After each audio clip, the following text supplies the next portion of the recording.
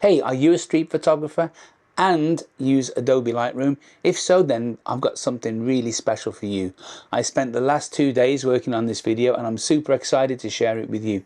So what is it? Okay, so this is my workflow from being out in the street, capturing images, to taking them to Lightroom, to actually processing them in Lightroom.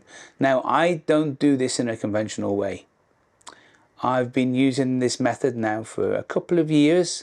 Hands down, it will change your life. If you follow it step by step, it will change your life. Now, before we start, I want to say the first 2 chapters is about geotagging and it's about AI keywording.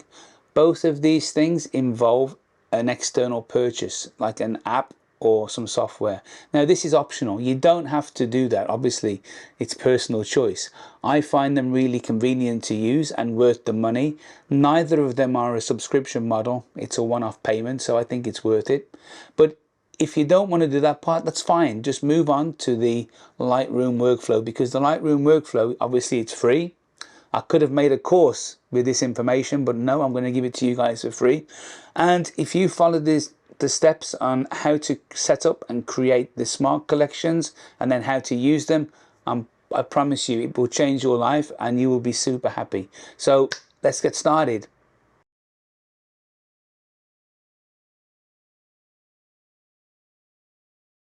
As street photographers, knowing the location that we took an image is very important. We can use the information not only to look back and find an image, but also to plan the next shoot based on a previous shoot. Tap the plus sign to start a new trip. Enter the date and the location into the trip name and press done. Click start to actually start geotagging. I usually use 30 seconds and I think it's fine. Once it's running, you can actually turn off your phone and put it back in your pocket.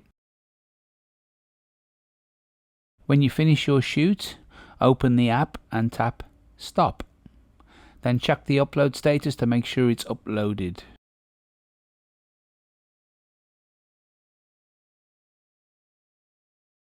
The folder structure is very simple. So this is a Mac, and on the desktop of the Mac I have a single folder called Import Me. Inside of Import Me there's absolutely nothing at the moment, and I also have a memory card inserted from a Ricoh GR3. So what I'm going to do is open up the memory card and I'm going to go to the images and I'm just going to copy these across to the Import Me folder like this. This serves 2 purposes. Number 1 is the images are now on the computer so they can be worked with, and number 2, this Import Me is the initial backup. So the files now exist in 2 places, on the memory card and in the Import Me folder. I would not delete them from the memory card yet. The memory card can now be ejected.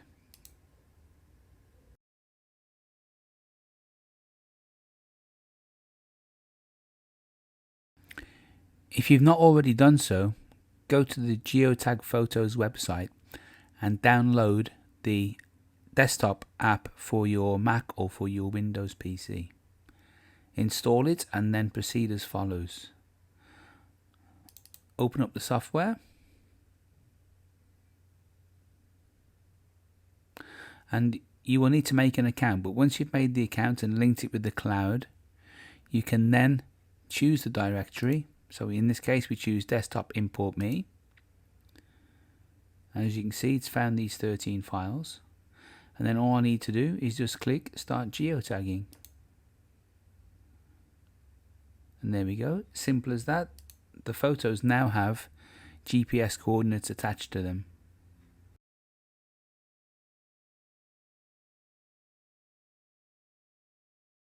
I use On1 Photo Keyword AI 2023 to keyword these images, so I'll open up the software. Now this software, it can be good and it can be a bit hit and miss, but to me it's one of the best solutions I've found so far for actually auto keywording your images. So literally you just point it to the folder Import Me and select the first image and then press Command A or Control A to select all of them. Then come across to this side and you just click on scan. And I will say it's not the fastest software. It does take some time. So if you've got a lot of images, I would say be prepared to have a cup of coffee and relax a bit while it does its scanning. But after that, yeah, it's still faster than adding them manually.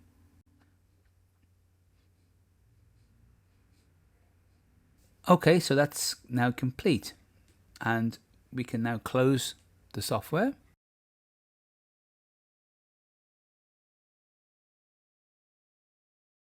I've created a brand new catalog in Lightroom. The first thing to do to set up the workflow is actually to make a collection set. So inside of collections, hit the little plus button there and select create collection set, and this is going to be called 0-workflow.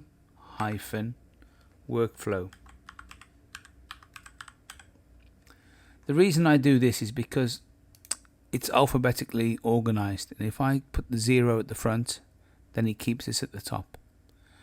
Next thing to do is to right click this collection set we've just made and create a collection, a standard collection. The name of the collection is 0-job, J-O-B. Yes, I want it inside the collection set, and yes, I want to set this as the target collection. This means that anytime I want to add or remove images from this collection called job, all I need to do is select the images and press the B key. So create this. So now we have a collection set called workflow, and inside that we have one standard collection called job, and this is set as the target collection, signified by this little plus sign here.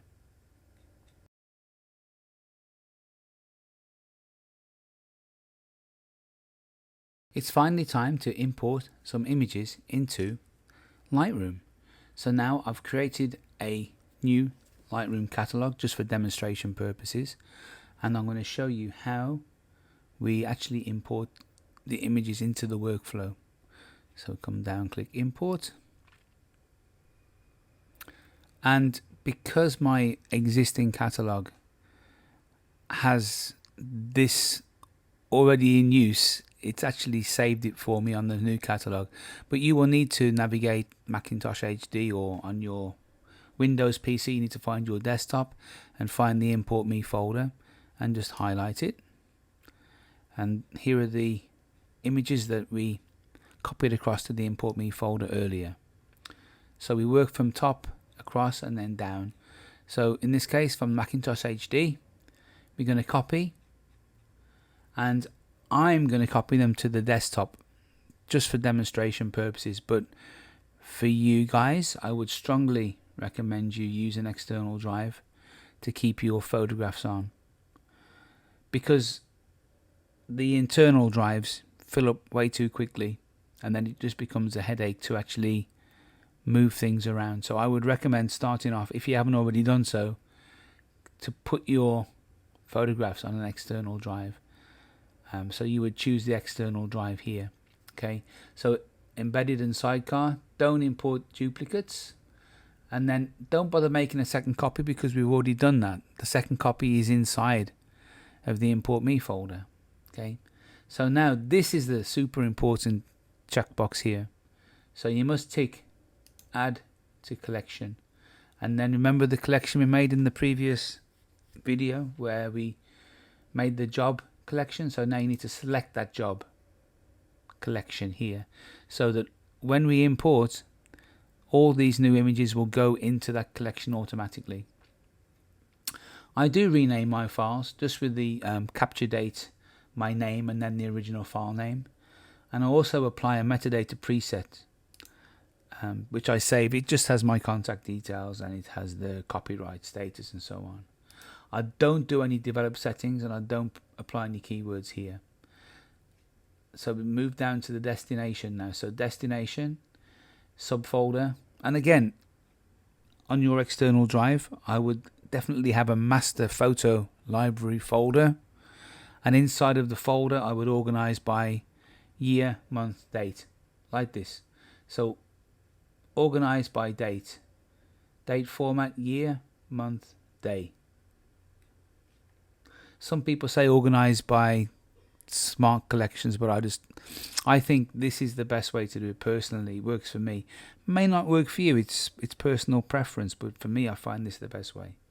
So year, month, day. So you can see these little plus next to the folder icon here. This means that Lightroom will actually make the folders for us, so we don't need to worry about doing that. So what's going to happen now is it's going to take the images from the import me folder, it's going to copy them across, it's going to add them to the collection called job, it's going to rename them in my case to this, it's going to apply some metadata to the actual files, it's going to organize them into subfolders in year, month, day, and then so what I would do if I were you, once this is set, come down to the bottom here to the import preset, and I've already got this done. I have one called job, so I would save the current settings as a new preset. So next time when you want to import some images, you select the import me folder, come down here, and then you just click on here and choose job. I'm not going to choose it because if I do, it will probably set my file path differently. So at this point we can click import, and the images should come in. And if we look at the collections here, you will see that we have the workflow collection set, and inside that the job collection with 13 images.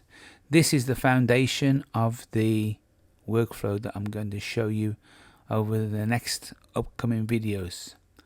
Okay, let's move on to the next part, which is culling.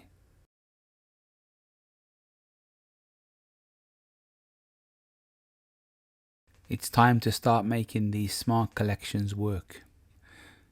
If you remember in the previous section, we imported images into the standard job collection. Now the first phase that I do in the workflow is to cull images, i.e. get rid of the ones that I definitely don't want. So I do this by right clicking on this and create smart collection. Okay, so we've got a smart collection inside of collection set, and I'm going to call this 1-cull, C-U-L-L, and it goes inside of this collection set called workflow. Now the first setting to put into here is the source. Bear with me on here, this is important. We only want to work on images that are inside of that job collection. So the source is a collection and contains all, and we must put the exact name. Okay, so 0-job. I believe it's case sensitive, so make sure that you match the case. So exactly the same as here, put it here. Then we're going to add one more parameter, and that is that the flag, the pick flag, is unflagged, and click create. Doesn't look like much happened, but as you can see here, we have 13 images in the job and 13 images in the cull. Now I will explain here how I cull the images, because this is quite different to the way most people do it. You've probably seen other people doing this, and what they would do at this point, they would go into loop view like this, and then they would either use, obviously it's P to pick and X to get rid of, X to reject. So they would start going through image by image, pick or reject, so on, until they get to the end. Right now I don't do it like this, because my feeling is that how do you know what the subsequent images look like?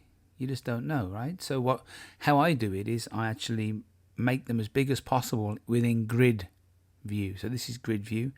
I hide the side panels, I hide the filter bar and everything else, and actually hide everything like that. And then I will even go full screen. So function F to make it go full screen, and then you can actually get 6 in here.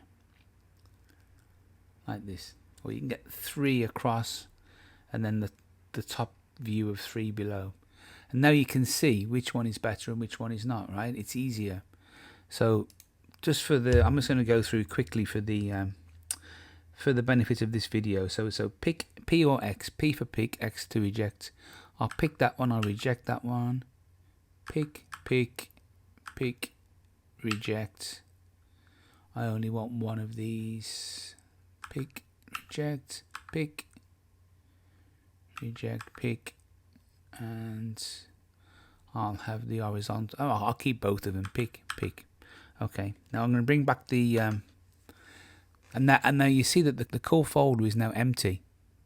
The reason being is that we've added flags to all of those images. Remember, this works only if it's unflagged. So now the images are either got pick flags or they've got rejecting flags.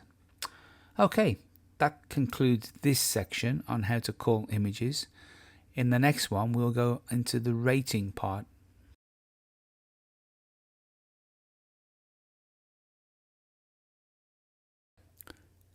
The next step in the workflow is to actually rate the images.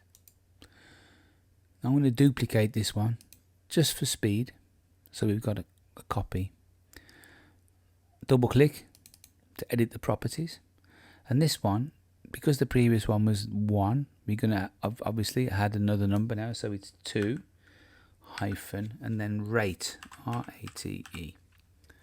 So this time it still needs to be in this collection called job, but this time we only want to have images that are picked. So we want flagged, we don't want rejected. Okay, and the next parameter we want to have is the rating is less than 1 star. Less than 1 star. That's what I tend to put there. I will also add something in at this point, which I should have put in earlier, but I'll put it in now, and that is that the file type, oh wait,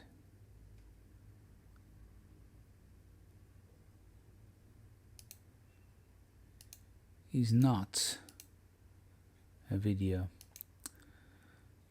I don't want any videos coming into this workflow. Okay, and then I will save this. And as if you remember in the previous section, we started with 13 and now I have 9. So it's a similar process to the previous one. So what I'll do, again, hide all of the windows like this. And I'm not going to make it full screen, but I could have. And then I'll just keep my fingers on 1, 2, 3 on the numpad and go through. Now, an important part, pay attention here, right, is I don't go typically above 3 stars at this point. And 3 stars is significant because 3 stars is the rating required to pass through to the next phase of the workflow. So only give a 3-star image to images that you actually want to add metadata to and that you actually want to edit and mess around with. So 3 stars is the one to aim for. Remember, 3 stars maximum. So I'm going to give this one 3, that one 2, 3, 2, 3, 3, 3, 2, 3. There we go. Again, I'll open up these again. As you see, because all of the images now have some form of star rating, there's nothing left inside of the rating smart collection. Okay, on to the next section, which is where we actually add metadata and keywords.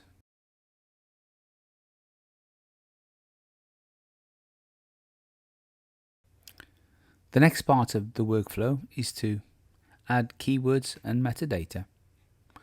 So here, right click this one and duplicate it again. This just saves having to start from scratch every time. Double click it, edit it. So this one's going to be called 3 hyphen keywords not keywords, keywords and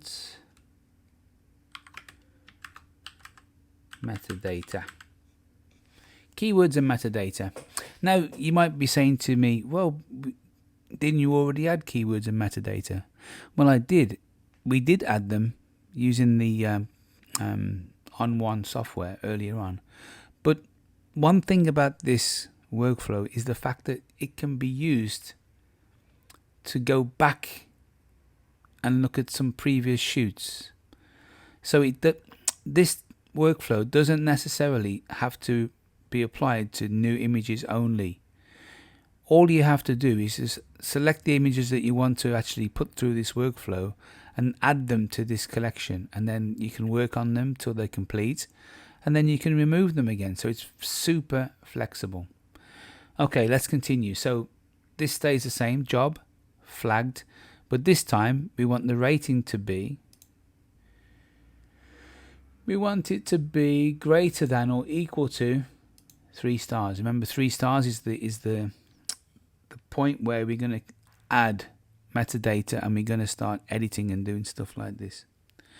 Now, this is a part that a lot of people don't really know about.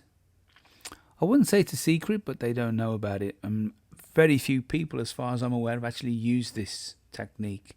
So at the top, it's got match all of the following. So in other words, to be included in this smart collection, it has to match each of these parameters.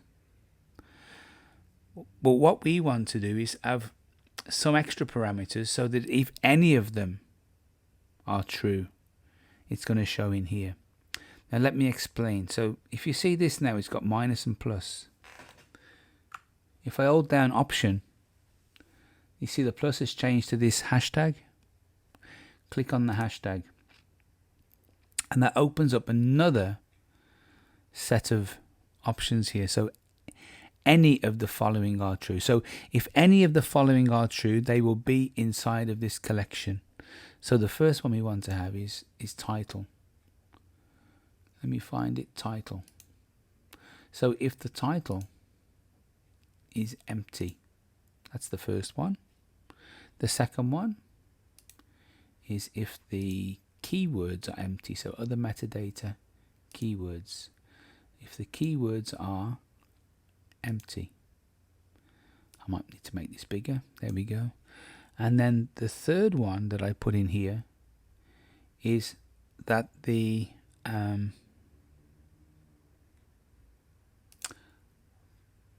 GPS data, that's what I put in here, GPS data, and bear with me while I find it. Location GPS data, there we go. So GPS data is no coordinates. Okay, so yeah. So with this one, it basically selects 3 stars. It has to be 3 stars and flagged. It has to be inside the job collection. Now, if either of these is true, so if there's no title, if there's no keywords, and if there's no GPS data, they will show up in this collection. So if I save this one now, you will see that we've got 6 images, and these are the 6 3-star images from before. So the reason they're here now, if you remember, we have already added keywords, so there's keywords here. If we go down and check location here, you'll see we already added GPS data. Okay, so what's missing? If you got your hand up at home, it's true. Yeah, it's the title. We have no title. So let's go back to the default. And see, the titles are empty. So this was actually there'd been some little accident on my way to work today. Yeah, don't judge me on these photos. These are just like some that I took like literally on the way to work today. So this poor girl had been knocked off a bike, I think, and the ambulance was there and the police was there. So I'm just going to type into this one, accident. And watch what happens when I press enter. It's gone. and the number's gone down to 5 now. So basically we have to add titles to all of these, or each of these images. Now you don't have to do them one at a time. If it's like a general shoot, you can just select all of them, and then you can just type into the title, like I will here. What shall I put? Ride to work. I mean, you can do them individually. And one extra tip here is that on the Mac, I have a microphone right next, well, the one that I'm using now to record this, and I have the dictation set up. So instead of having to type everything, I would just use the dictation to actually enter titles and stuff. It just goes faster. So if I press enter now, these will all disappear. There we go. So now it's empty, you see. So that concludes this one, and the next one we can actually do the editing one. Cool, isn't it? Is it cool? Yeah, it's cool.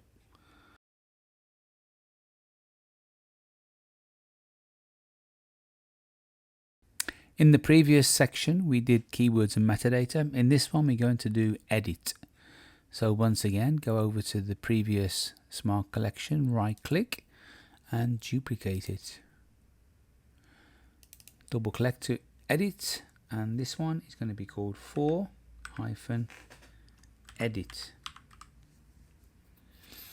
So we have to change a few things here.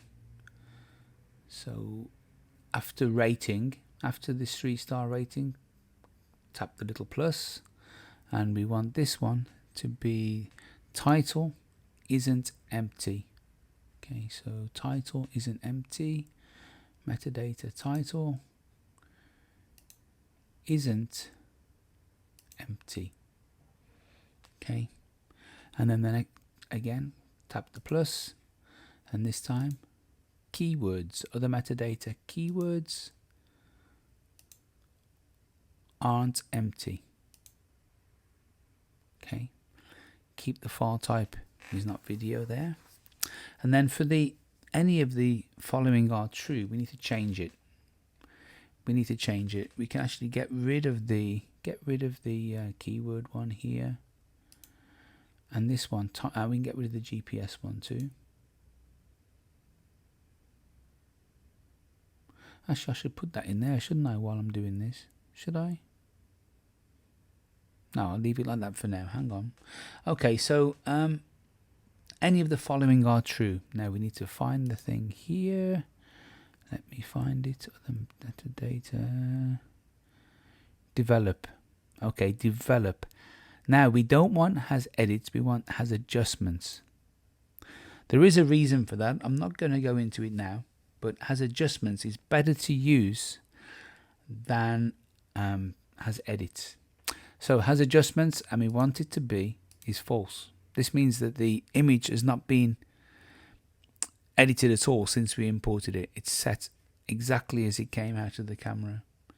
And then we want to add one more parameter here, which is going to be color label, or label color is not green. Okay, is not green. Now I'm going to put an extra one in here, and this one is going to be location GPS data is not, no, is, let me get this straight, is coordinates. Yeah, just to make sure we've got GPS at this point.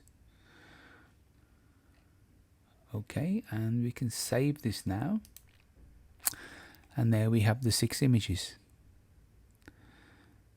Remember, these images are still inside of this original job collection, and it's just the change in parameters that actually allow this workflow to work. So okay, so now we would go into the first image like this. Now I'm now in the develop module. By the way, I'll press D to go into the develop module, and how I would edit it quickly, I'll just press the auto tone, and maybe had a bit of raise the shadows a bit of texture, bit of clarity, That's too much texture, isn't it? Doesn't really matter, it's just a demo image. There we go. So now what you actually do is edit your image, and when you're happy with the edit, simply press the 8 key to add the green label. And as soon as you add the green label, watch what happens. It goes away. It's done. So you do the same with the next image. Edit it. Some clarity. Press the green label. Done. Same here. Edit. Green label. Done. Edit. Bit of texture, bit of clarity, bit of vignetting, green label, done. Auto tone. This one I want it in color actually. Feel like having it in color. There we go, in color. And then press the green label. Thank you. And this one.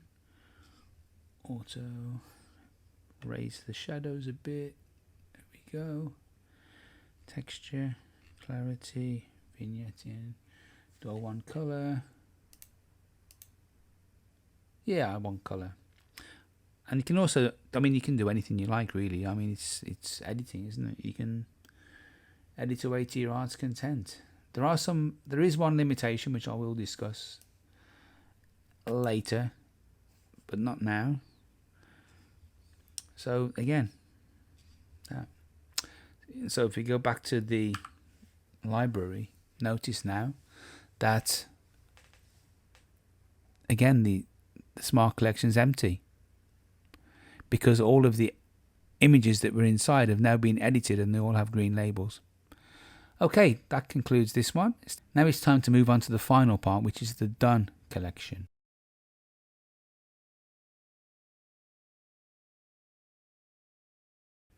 In the previous section we covered the Edit Smart Collection. Now the final one for now is one that we call Done. So again, copy the edit one or duplicate it. Double click. This one is called 5-Done.